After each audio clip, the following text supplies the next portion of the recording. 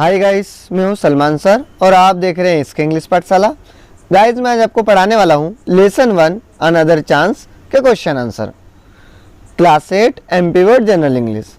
शुरू करते हैं दोस्तों। क्वेश्चन आंसर आपका कॉम्प्रिहेंशन। कॉम्प्रिहेंशन का हिंदी मतलब होता है समझना, बोध प्रश्न, यानी समझ के आधार पर आपको उत्तर देने। जो भी आपने लेसन पढ़ा है उस लेसन में आपने क्या समझा है उसके आधार पर आपको क्वेश्चन आंसर बताना है।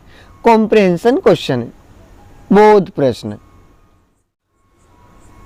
और आगे बढ़ने से पहले आपसे एक छोटी सी रिक्वेस्ट, यदि अभी तक आपने मेरे चैनल को सब्सक्राइब नहीं किया है तो सब्सक्राइब कर ले, साथ ही बेल आइकन भी प्रेस कर ले ताकि आने वाली हर नई वीडियो की नोटिफिकेशन आप तक सबसे पहले पहुंच जाए, जिसमें आपको क्लास 1 से 12 तक के lesson line by line word to word Hindi explanation, साथ ही साथ क्वेश्चन आंसर, और क्वेश्चन आंसर के साथ आपको बुक की एक्सरसाइज, जो लेसन की एक्सरसाइज रहती है, ग्रामर इन डिटेल, सारी चीज़ें, match the column, fill in the blanks मिलेंगे।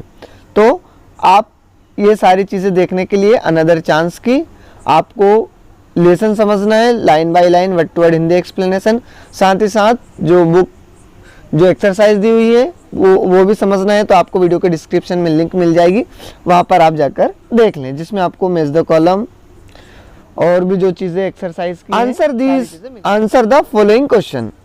आंसर इन उत्तर दीजिए, फॉलोइंग यानी निम्नलिखित, क्वेश्चन यानी प्रश्नों के, इन निम्नलिखित प्रश्नों के उत्तर दीजिए।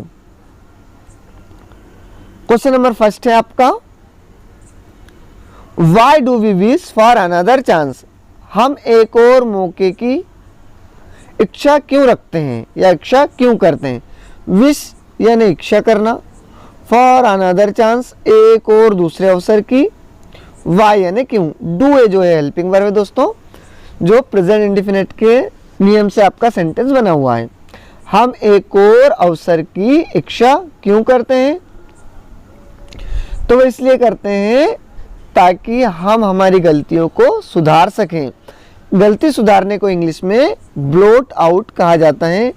यह एक फ्रेजल वर्ब है दोस्तों। ब्लोट आउट एक फ्रेजल वर्ब है जिसका हिंदी मतलब होता है गलती को सुधारना। जब भी दो वर्ब और एक प्रीपोजिशन रहती है तो उसको फ्रेजल वर्ब बोलते हैं और दोनों ही शब्दों का एक ही मीन्स निकलता है।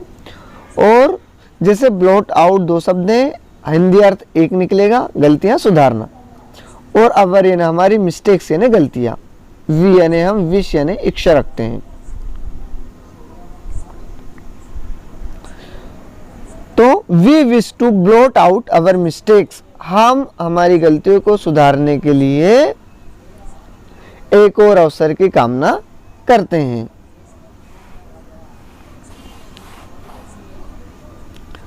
Question number 2, what does it take to make a new start. नई शुरुआत, एक नई शुरुआत के लिए क्या करना होता है, किसकी जरूरत होती है। एक आपको दोस्तों एक फ्रेज दिया हुआ है। फ्रेज किसको बोलते हैं, वर्ड शब्दों का एक समूह होता है, उसको फ्रेज कहा जाता है। जैसे मेक ए न्यू स्टार्ट, यह एक फ्रेज है। मेक अ न्यू स्टार्ट, इस पूरे फ्रेज का मतलब होता है एक नई शुरुआत करना। तो what does it take to make a new start, एक नई शुरुआत करने के लिए क्या लगता है, किसकी जरूरत होती है। तो एक नई शुरुआत के लिए एक प्रबल इच्छा की जरूरत होती है। डीप डिजायर, डीप डिजायर यानी गहरी इच्छा होना या प्रबल इच्छा होना। हमारा बहुत बार बार मन करना चाहिए कि हम जो है फिर से शुरुआत करें यदि कोई चीज हमसे बिगड़ जाए तो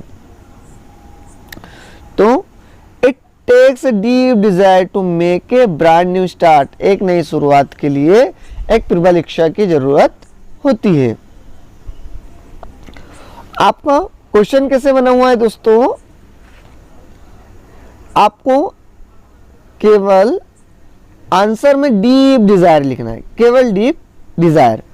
डीप डिजायर यानी एक प्रबल इच्छा, बाकी पूरा आपका क्वेश्चन से ही लिया हुआ है। इट टेक्स यानी यहां से शुरू हुआ है आपका आंसर क्वेश्चन, है ना। It take to make a brand new start, है ना। और उसके बाद जो है बीच में क्या फ्रेज आपका रखा हुआ है, डीप डिजायर यानी प्रबल इच्छा। तो केवल आपको अ डीप डिजायर याद रखना है, बाकी आपको क्वेश्चन से करना है। बढ़ते हैं अगले क्वेश्चन की ओर। अगला क्वेश्चन है आपका, what does the poet mean by adding a little sunshine to the world.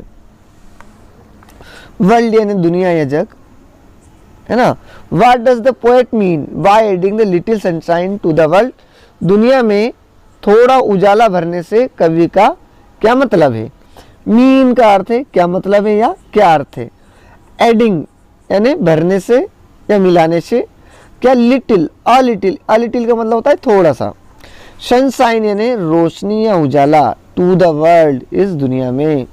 कवि का क्या तात्पर्य है इस दुनिया में थोड़ा उजाला भरने से। तो the poet means that we should get success.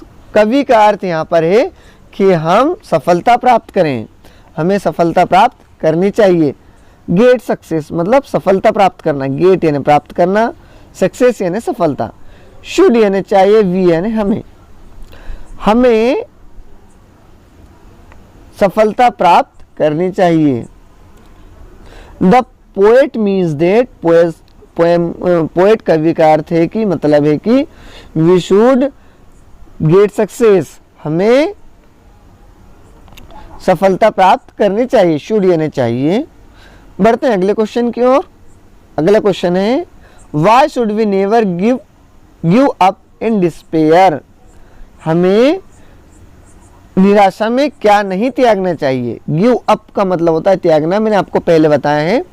दो शब्द होते हैं, एक वर्ब होती है और एक प्रीपोजिशन होती है, जिसको फ्रेजल वर्ब बोलते हैं और दोनों ही शब्द का एक अर्थ निकलता है। तो उसी तरह गिव अप यह एक वर्ब है और अप एक प्रीपोजिशन है। दोनों ही शब्दों को मिलाएंगे तो हिंदी अर्थ एक निकलेगा, जिसका अर्थ होता है त्यागना या फिर छोड़ देना। इन डिस्पेयर निराशा में, डिस्पेयर यानी निराशा, इन यानी में, नेवर यानी कभी नहीं, शुड यानी चाहिए, वी यानी हमें। तो हमें we should never loss self confidence in despair. हमें निराशा में कभी आत्मविश्वास नहीं खोना चाहिए।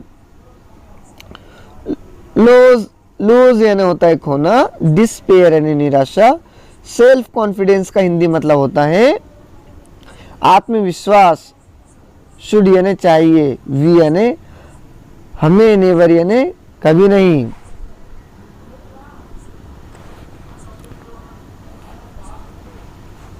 तो आपके आंसर में केवल कितना है, सेल्फ कॉन्फिडेंस। आपको इतना याद रखना है, सेल्फ कॉन्फिडेंस यानी आत्मविश्वास।